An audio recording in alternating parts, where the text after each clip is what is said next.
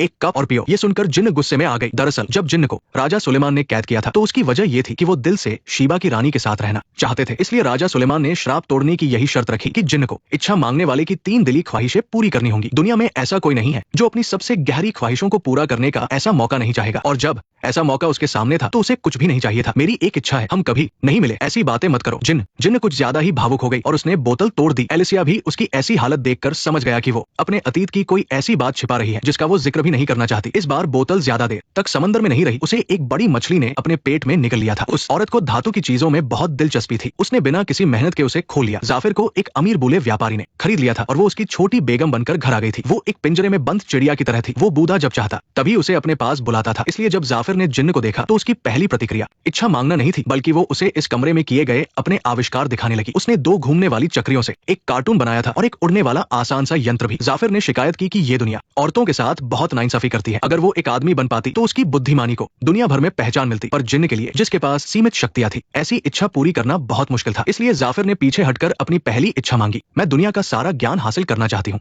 जिन्न ने किताबों को पिघलाकर बोतल में डाल दिया। बस उस जादुई पानी को पीते ही उसे किताबों का सारा ज्ञान मिल सकता था, पर वो जितना ज्यादा सीखती गई उसकी जानने की इच्छा उतनी ही बढ़ती गई, और जिन पहेलियों को वो सुलझा नहीं पाती थी वो उसकी नई परेशानी बन गई। जाफिर इतनी परेशान थी कि जिन्न ने उसे सलाह दी कि वो अपनी दूसरी इच्छा में बिल्कुल उसी की तरह बन जाए, जिसे सोने की जरूरत न हो और जो सिर्फ अपनी सोच की ताकत से दुनिया में कहीं भी घूम सके। जाफिर को दुनिया का सारा ज्ञान मिल गया और उसकी नजरों में ऐसी कोई पहेली नहीं थी जिसे सुलझाया न जा सके। हालांकि दोनों आजाद नहीं थे, लेकिन उनकी सोच बादलों के पार उड़ सकती थी। धीरे धीरे जिन्न भी उस लड़की से प्यार करने लगा। वो उसे छोड़कर नहीं जाना चाहता था, इसलिए उसने जाफिर को तीसरी इच्छा मांगने से रोक दिया। लेकिन जिन्न का ऐसा करना भी ठीक वैसा ही था जैसे जाफिर के पति ने उसे कैद कर रखा था। जाफिर गुस्से से भड़क गई और चिल्लाई कि बिना आजादी के इतने सारे ज्ञान का क्या फायदा, ये तो सिर्फ और भी ज्यादा दुख देगा। उसे बेहतर महसूस कराने के लिए जिन्न ने खुद को एक नई बोतल में बंद कर लिया। लेकिन इससे पहले कि वो पूरी तरह कैद होता, जाफिर ने अपनी तीसरी इच्छा मांग ही ली। उसने वो इच्छा मांग ली और उसी पल वो मुझे छोड़कर चली गई। अलिथिया ने पूछा, ये कैसे हो सकता है? ये एक प्रेमी की पूरी तरह से की गई गलती थी। लेकिन जिन्न ने अपनी प्रेमिका के साथ रहने के लिए खुद को कुर्बान करने का फैसला किया। उसकी इस जिद ने अलिथिया का दिल पूरी तरह से जीत लिया। वो कुछ देर झिझकी और आखिरकार उसने अपना मन बदल लिया।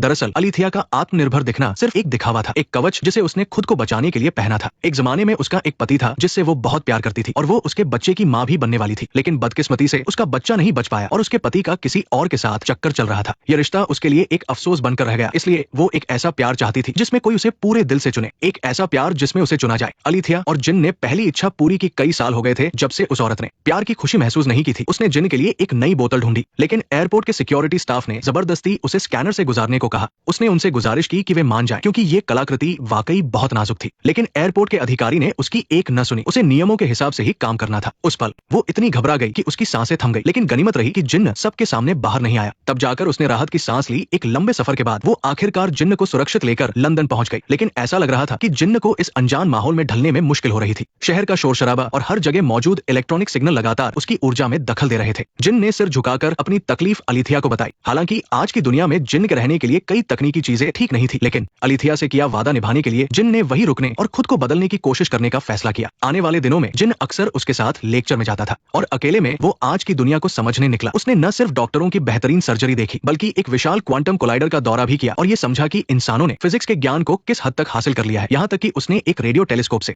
पृथ्वी के बाहर की दुनिया को भी महसूस किया। जिन्न की नजरों में इंसानों की काबिलियत बहुत ज्यादा डरावनी थी। हमेशा की जिंदगी को छोड़कर इंसानों ने देवताओं से भी बढ़कर चमत्कार कर दिखाए थे। लेकिन अलिथिया को इन सब की परवाह नहीं थी। वो लालची नहीं थी। वो तो बस अपने प्रेमी के साथ शांति से ये कुछ दशक बिताना चाहती थी। उसे लगा था कि उनकी खुशहाल जिंदगी में अब कोई रुकावट नहीं आएगी। लेकिन उस दिन जब वो घर लौटी तो उसे जिन्न कहीं दिखाई नहीं दिया और हवा में भी कुछ अजीब से कण फैले हुए थे। उसने ऊपर नीचे हर जगह ढूंढा। आखिरकार उसे बेसमेंट में जिन्न बेसुध पड़ा मिला। जिन्न का शरीर रेत की तरह बिखर रहा था। ये देखकर अलिथिया घबरा गई और उसे कुछ समझ नहीं आया। उसने जिन्न को छूने की हिम्मत नहीं की। वो बस लगातार अपने प्रेमी को पुकारती रही, लेकिन जिन्न ऐसे पड़ा था जैसे उसमें जान ही न हो, कोई हरकत नहीं कर रहा था। जब कोई रास्ता नहीं बचा तो उसने अपनी दूसरी इच्छा मांग कर देखी। वो उम्मीद कर रही थी कि जिन्न कुछ बोलेगा। कुछ पलों के बाद जिन्न में आखिरकार कुछ हरकत हुई। मैं सो गया था। जिन्न शांत रहने का नाटक करते हुए वहां से जाने लगा। वो नहीं चाहता था कि उसकी प्रेमिका उसे इस हाल में देखे, लेकिन पास खड़ी अलिथिया उसका झूठ कैसे न समझती। असल में ये सब एयरपोर्ट पर सिक्योरिटी जांच के वक्त ही शुरू हो गया था। जिन्न तभी से बहुत दर्द और तकलीफ झेल रहा था। वो लगातार झूठ बोल रहा था। जिन्न जबरदस्ती आसपास के इलेक्ट्रोमैग्नेटिक फील्ड के साथ तालमेल नहीं बिठा सकता, बल्कि वो उससे लगातार कमजोर होता जा रहा था। नेक्स्ट पार्ट देखने के लिए वीडियो को लाइक करो।